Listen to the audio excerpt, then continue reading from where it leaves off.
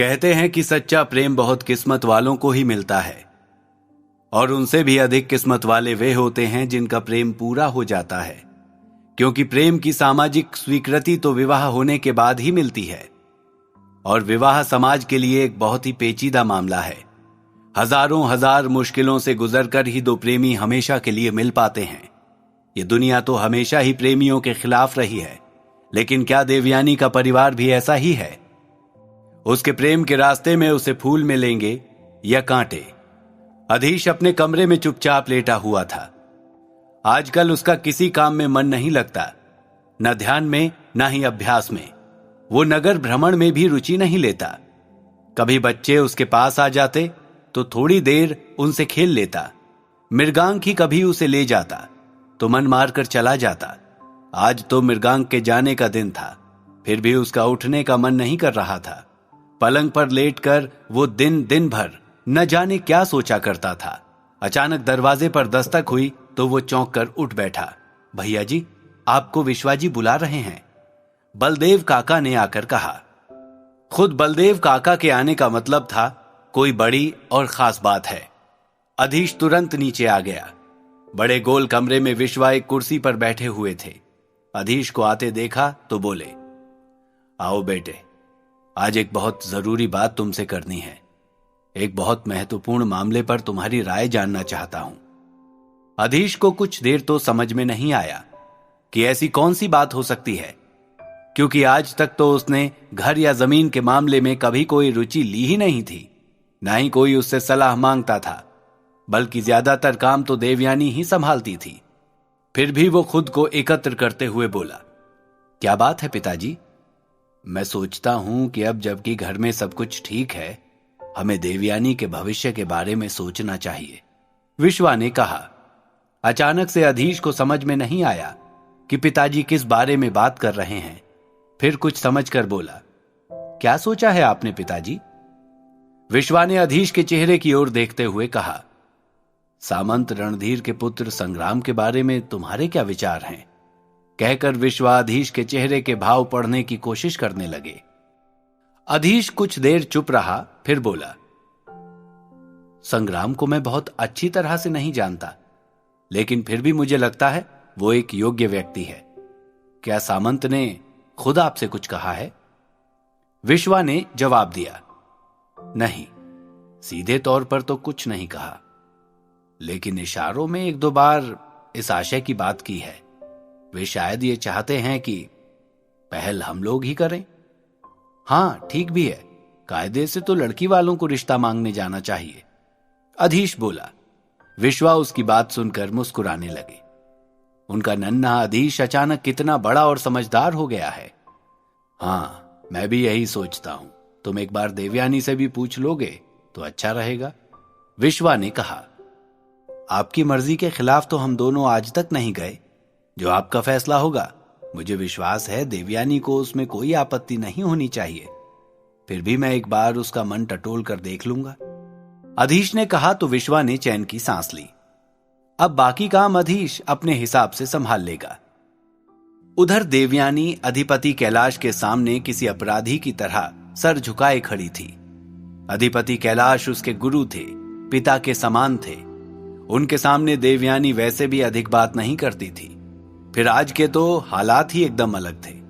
वो क्या कहती? मृगांक भी एकदम चुप खड़ा था। अधिपति उससे उम्र में काफी बड़े थे और उनके सामने पहले से कुछ बोलना, भले ही अपनी सफाई ही क्यों न देनी हो, मृगांक को उचित नहीं लग रहा था। इसलिए दोनों ही एकदम चुप खड़े थे। फिर अधिपति कैलाश ने ही ये चुप्पी तोड़ी। बोलते क्यों नहीं? तुम दोनों का इस तरह मौन साधे खड़े रहना मेरी शंका को बढ़ा रहा है। आज मैं वापस जा रहा हूं, तो मैंने सोचा देवयानी से भी विदा ले लूं, मृगांक बोला। वो देवयानी के बचाव में आगे आया था, लेकिन उनकी चोरी पकड़ी जा चुकी थी। अब सफाई देने का कोई फायदा नहीं था। अधिपति कैलाश की अनुभवी आंखें व्यक्ति के हृदय तक झांक कर देख सकती थी। देखो बेटे, तुमसे अधिक सवाल जवाब करने का तो हक मेरा है नहीं, लेकिन फिर भी जो कुछ भी है साफ साफ कह दो। देवयानी को मैंने बड़ा होते देखा है। मैं इसका गुरु हूं और ये मेरी बेटी समान है। देवयानी का अनिष्ट मैं कभी नहीं चाहूंगा। अधिपति की बात सुनकर देवयानी की जान में जान आई, लेकिन अब भी संकोच के मारे उसकी आंखें जमीन में गड़ी हुई थी। यह उसके जीवन में पहला ही मौका था जब वो इस तरह शर्मिंदा हुई थी, वरना देवयानी तो एक योद्धा थी जो मौत की भी आंखों में आंखें डालकर देखती थी। लेकिन आज जैसे उसकी पलकें मन भर की हो गई थीं, ऊपर उठती ही ना थीं। मृगांक ने ही एक बार फिर कमान संभाली।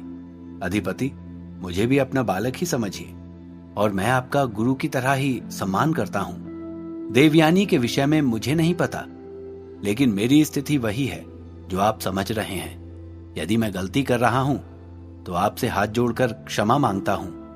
मृगांक की विनम्रता देखकर अधिपति कैलाश मुस्कुराने लगे।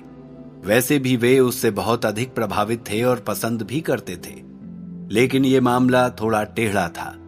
वे चाहे उसे कितना भी पसंद करें और भले ही देवयानी को अपनी सगी बेटी ही मानते हों, लेकिन विश्वा से पूछे या बताए बिना कुछ भी कहना उनके लिए कठिन था। और उससे भी बड़ी बात तो ये थी कि देवयानी के मन की बात भी उन्हें पता नहीं थी और सीधे सीधे वे उससे पूछ नहीं सकते थे। अब मुझे आज्ञा दीजिए अधिपति। मृगांक ने हाथ जोड़कर उन्हें प्रणाम किया। आयुष्मान भव। अधिपति ने उसे आशीर्वाद दिया। मृगांक वहां से चला गया। अधिपति भी महल में आ गए, लेकिन देवयानी के हृदय का भार और बढ़ गया। कुछ भी तो नहीं कह पाया मृगांक उससे, न ही वो पूछ सकी थी, बल्कि वो तो ठीक से उसे विदा भी न दे पाई थी।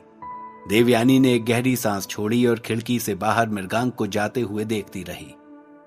शायद मेरी किस्मत में यही लिखा है, देवयानी जैसे खुद से ही बोली। उसका मन बुरी तरह विचलित था। कई विचार एक साथ उसके दिमाग में घूम रहे थे। एक तो मृगांक ने उससे साफ साफ कुछ कहा नहीं था, दूसरी बात यह थी कि उसे प्रताप के बारे में कुछ तो पता ही था, लेकिन सब कुछ नहीं। इस बात पर मृगांक की क्या प्रतिक्रिया होगी, और सबसे बड़ी बात, उसके अपने पिता से कौन बात करेगा? इस रिश्ते का क्या भविष्य होगा? अगले दिन विश्वा ने वही बात अधिपति कैलाश और माधवदेव के सामने भी रखी। अधिपति कैलाश इससे पहले कुछ कह पाते, माधवदेव बोल पड़े। इससे अच्छी बात और क्या होगी विश्वा? यदि ये रिश्ता हो गया तो सामंत रणधीर के साथ हमारे संबंध और सुदृढ़ हो जाएंगे, और फिर संग्राम बहुत योग्य लड़का है, उससे अच्छा वर देवयानी के लिए और कौन होगा? विश्वा बोले, यही मैं भी सोचता हूं माधव। आज अधीश इस विषय में देवयानी से भी बात कर लेगा, लेकिन जितना जल्दी हो सकेगा हम सामंत के यहां चलकर खुद रिश्ता मांग लेंगे। विश्वा का यह उत्साह देखकर अधिपति कैलाश चुप रह गए। अब सब कुछ उन्होंने देवयानी और ईश्वर की मर्जी पर छोड़ दिया था। अधीश को आज देवयानी से बात करने का मौका ही नहीं मिला। अमृत से कहकर वो आसानी से देवयानी के मन की बात जान सकता था, लेकिन फिर भी उसने खुद ही जानना ठीक समझा और निश्चय किया कि कल वो जरूर देवयानी से पूछ लेगा। अगले दिन देवयानी सुबह सुबह मंदिर जाने के लिए तैयार हो रही थी। दीदी, क्या आप मंदिर जा रही हैं? मैं भी चलूं आपके साथ? माधवी ने पूछा। नहीं माधवी, आज मुझे थोड़ा समय लग जाएगा। तुम यहां बच्चों और अधीश के पास रहो, देवयानी ने साफ मना कर दिया। वास्तव में वो एकांत तलाश रही थी जो घर में उसे मिल नहीं पा रहा था। आज उसने किसी दासी को भी साथ नहीं लिया। मंदिर के बाहर एक बड़ा बाग था।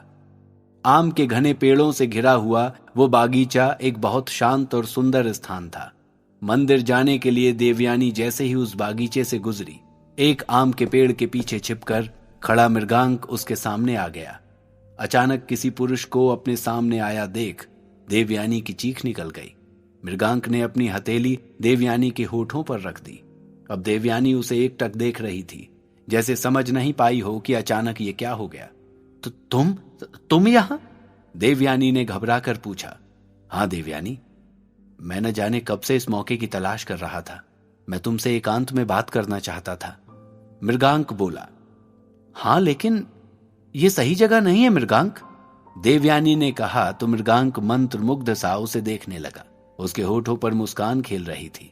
देवयानी चकित सी उसे देख रही थी कि वो मुस्कुरा क्यों रहा है।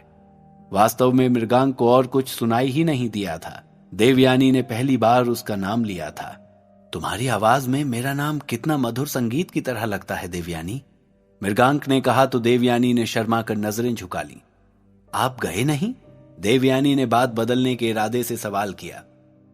बिना तुमसे बात किए मैं कैसे जा सकता था? बस यही पूछने के लिए रुका हूं कि क्या तुम भी मेरे बारे में वही महसूस करती हो जो मैं तुम्हारे लिए करता हूं? मृगांक ने देवयानी की आंखों में आंखें डालकर पूछा। देवयानी ने फिर पलकें झुका ली। उसके गालों पर लाज की लाली दौड़ आई। मृगांक को अपना उत्तर मिल चुका था। देवयानी धीरे से बोली, आपको बस मैं एक बार यह बताना चाहती थी कि प्रताप के लिए मेरे मन में भावनाएं थी, शायद उसके मन में भी रही होंगी, लेकिन इस बीच इतना सब कुछ हो गया कि। मृगांक ने एक बार फिर उसके होंठ बंद कर दिए। वो जानता था कि इससे आगे यदि देवयानी कुछ बोलेगी तो जरूर उसकी आंखों में आंसू आ जाएंगे, जो कि वो देख नहीं सकता था। मृगांक बोला, रहने दो देवयानी, मैं सब जानता हूं, और तुम भी जान लो कि जिस पल मैंने तुम्हें पहली बार देखा था उसी पल अपना सब कुछ हार बैठा था, लेकिन प्रताप के लिए तुम्हारी भावनाएं भी मैं समझ गया था, इसलिए कुछ कहा नहीं। तो क्या आपने इसी कारण से मेरा अपहरण कराया था? देवयानी की आंखों में एक बिजली सी कौंध गई। नहीं नहीं देवयानी, उस समय तो मैं सिर्फ अधीश से मिलना चाहता था और अपने पुराने मित्र के साथ थोड़ा मजाक कर रहा था, और वास्तव में उससे पहले तो मैंने तुम्हें कभी देखा भी नहीं था। मृगांक ने सफाई दी तो देवयानी कुछ आश्वस्त हुई। अब मैं जाऊं? मुझे मंदिर भी जाना है, देवयानी ने कहा। इच्छा तो बिल्कुल नहीं है तुम्हें कहीं भी जाने देने की, लेकिन फिर भी जल्दी जाओ, जल्दी ही मैं प्रकाश नगर आकर विश्वाजी और अधीश से बात कर लूंगा। मृगांक ने मुस्कुराते हुए कहा तो देवयानी एक बार फिर लजा गई, लेकिन वो मन ही मन डर भी रही थी कि उसके पिता का न जाने क्या निश्चय होगा। वे कभी इस रिश्ते के लिए राजी होंगे भी? यही सब सोचते सोचते वो मंदिर आ गई। उस दिन उसने ईश्वर से सिर्फ एक ही प्रार्थना की। मृगांक वहां से निकल गया, लेकिन फिर भी अपने घर नहीं गया। अब वो लीला नदी पर बने उस सुनसान टापू की ओर जा रहा था। अब वो भी अधीश के लिए चिंतित था और उसके गुमसुम रहने का कारण जानना चाहता था। देवयानी घर लौट आई। अब उसका मन फूल की तरह हल्का था। आते ही वो बच्चों के साथ खेलने में लग गई। माधवी उसे छेड़ते हुए बोली, क्या बात है दीदी, आज तो आप बहुत प्रसन्न लग रही हैं।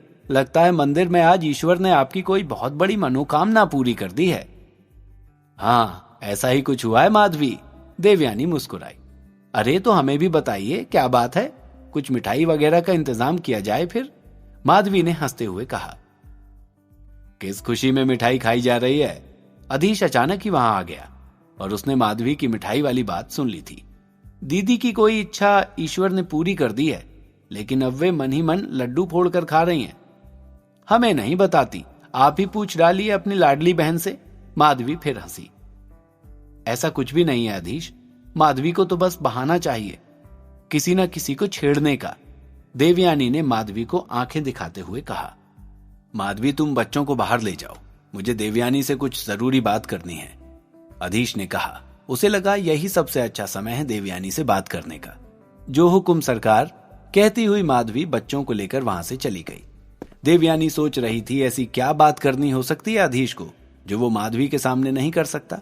उसने पूछ लिया, क्या हुआ अधीश? बात यह है देवयानी कि अब पिताजी तुम्हारे विवाह के बारे में सोच रहे हैं, वे इस बारे में तुम्हारा मत जानना चाहते हैं। अधीश उसके चेहरे की ओर देखकर बोला। देवयानी कुछ पल के लिए एकदम चुप रह गई। उसे समझ में ही नहीं आ रहा था कि क्या कहे। क्या मुझे अधीश से सब कुछ कह देना चाहिए? लेकिन मृगांक ने कहा है वो खुद आकर बात करेगा। अब क्या करेगी देवयानी?